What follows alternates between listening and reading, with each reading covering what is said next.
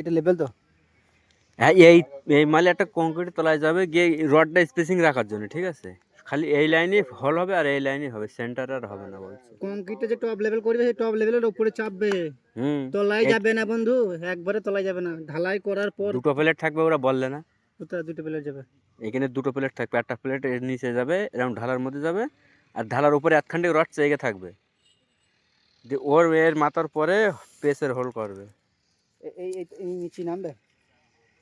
নিচে না, মনে করে এই রডটাতে এতখান্ডি রয়েছে, হুম। এর তলায় এখানে একটা প্লেট যাবে রডগুলো সাইজ করে রাখার জন্য, এই প্লেটটা তলায় যাবে গিয়ে এর উপরে প্লেটের উপরে এতখান্ডি রড থাকবে। না বেশ ঠিক আছে, বেশ আমি নিলাম।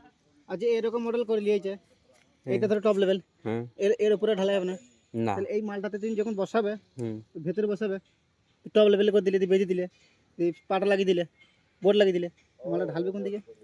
ওই যে এই মধ্যে এই পজিশনে যে করলে যাই এর মধ্যে ঢালা থাকবে না তো, মনে করে এই কলমের টপ লেভেল হবে।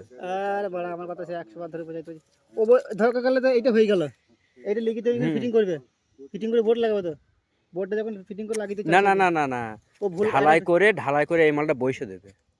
ঢালাই ধরো পিলার ঢালা হয়ে গেল, এই মালটা নিয়ে গিয়ে বসে দেবে। ওই পিলারটা অতটা ঢেলে দিয়ে এত রড নিতে পারবে? ফ্যাস ফ্যাস করে চলে যাবে পাগলে, এত বড় বড় পাইপ দিয়ে খুঁচায়, সে পাইপটা কোন অব্দি চলে যায় তলায়।